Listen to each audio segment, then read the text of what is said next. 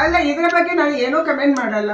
ಭಾರತೀಯ ಜನತಾ ಪಾರ್ಟಿಯ ಯಾವುದೇ ನಿಜವಾದ ಕಾರ್ಯಕರ್ತ ಅವನಿಗೆ ವಿಧಾನಸಭೆ ಇರ್ಬೋದು, ಲೋಕಸಭೆ ಇರ್ಬೋದು, ಜಿಲ್ಲಾ ಪಂಚಾಯತಿ ಇರ್ಬೋದು, ಪುರಸಭೆ ಇರ್ಬೋದು, ಒಂದು ವಿಧಾನಸಭಾ, ಒಂದು ಲೋಕಸಭಾ ಅಥವಾ ಒಂದು ಪುರಸಭೆಗೆ, ಒಂದು ವಾರ್ಡಿಗೆ, ಒಂದು ಕ್ಷೇತ್ರಕ್ಕೆ ಹಲವಾರು ಅಭ್ಯರ್ಥಿಗಳು ಇರ್ತಾರೆ.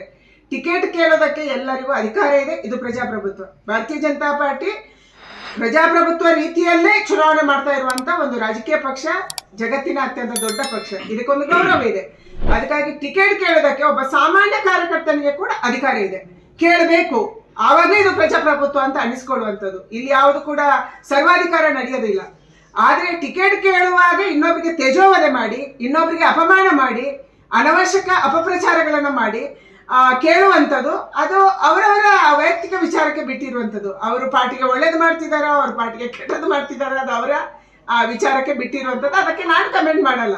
ನಾನು ಹೇಳ್ತಾ ಇರುವಂಥದ್ದು ಒಂದೇ, ಶೋಭಾ ಕರಂದ್ಲಾಜೆ ಒಂದೇ ₹1 ಯಾವುದೇ ಕಾಂಟ್ರಾಕ್ಟರ್ ಅನ್ನ ತಗೊಳ್ಳೋದೇನೆ, ಅವರ ಮುಖ ನೋಡೋದೇನೆ. ತುಂಬಾ ಕಾಂಟ್ರಾಕ್ಟರ್ಸ್ ಇಲ್ಲಿ ಯಾರು ಯಾವ ಕೆಲಸ ಮಾಡ್ತಿದಾರೋ ನಂಗೆ ಗೊತ್ತಿಲ್ಲ. ಮುಖ ನೋಡೋದೇನೆ ಪ್ರಾಮಾಣಿಕವಾಗಿ ಕೆಲಸ ಮಾಡುವಂಥದ್ದು. ಅದು ಮೋದಿಗೆ ಒಳ್ಳೆ ಹೆಸರು ಬರಬೇಕು ಅನ್ನುವಂಥ ರೀತಿಯಲ್ಲಿ ಕೆಲಸ ಮಾಡಿರುವಂಥದ್ದು